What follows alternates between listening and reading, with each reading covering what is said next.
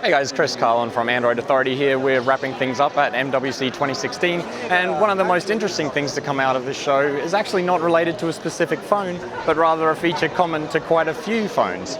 So a few days before the show, we heard word from a few people that pre-release versions of the Android N release that will be out later in the year actually don't have an app drawer. So we investigated a little bit more, we got some more confirmation, and then on the weekend we found out that the LG G5 does not have an app drawer.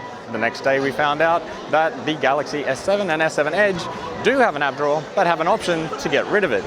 Not long after that we found out that the HTC One X9 also doesn't have one, and this starts to point us in the direction that Android 7.0 will not have an app drawer. So we reached out to Google. Google, of course, didn't want to say anything in particular. We're keeping an eye out for any further confirmations, but when you think about it, it's starting to make a lot of sense. Obviously, OEMs have early access to new builds of Android, and it's a little bit too convenient that everyone is doing something similar at the same time. Of course, the Nextbit Robin doesn't have an app drawer.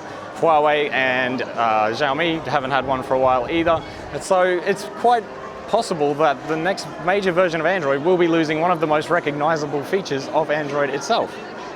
Now we know that Google hasn't been happy with the app drawer for a while. In Android Marshmallow, we saw it go from a horizontal card stack down into a endlessly scrolling vertical list. Now, just because Google wants to get rid of it, or may want to get rid of it, doesn't necessarily mean that it will be gone. Samsung having the option with a happy face, smiley face kind of up-down vote system means that if enough people with the Galaxy S7 and S7 Edge actually want to keep the app drawer, there's potential that Samsung will choose to do so. And of course they can, because Android is open source and manufacturers can do whatever they like with it. So the big question is, why would you get rid of the app drawer in the first place? It's a bit of a fan favorite, it's pretty convenient, and moving to a homepage-based endless list of app icons is very iOS, and also kind of adds quite a few steps to getting to the app that you want.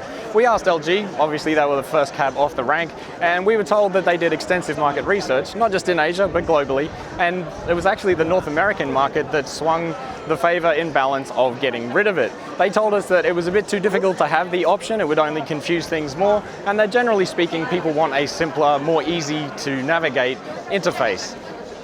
Make of that what you will. We're kind of fans of the app drawer, but let us know in the comments below what you want to see in the next version of Android, and of course, hit that subscribe button, like this video if you have liked the video, not necessarily the topic of the video, and let us know in the comments what you think Google should do in the next one.